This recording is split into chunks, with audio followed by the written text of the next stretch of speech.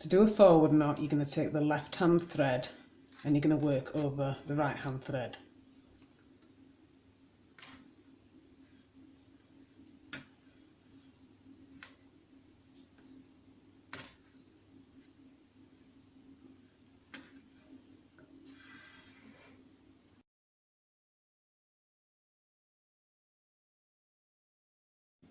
To do a backward knot, you take the right hand thread and you work over the left hand thread.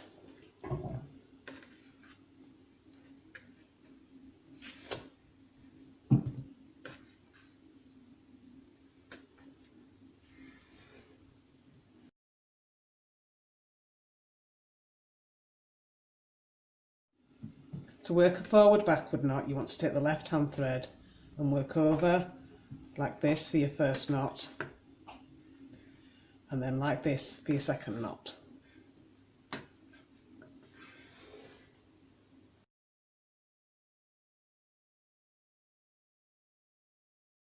To do a backward forward knot, you want to take your right hand thread and work over the left hand thread like this for your first knot, and then like this for your second knot.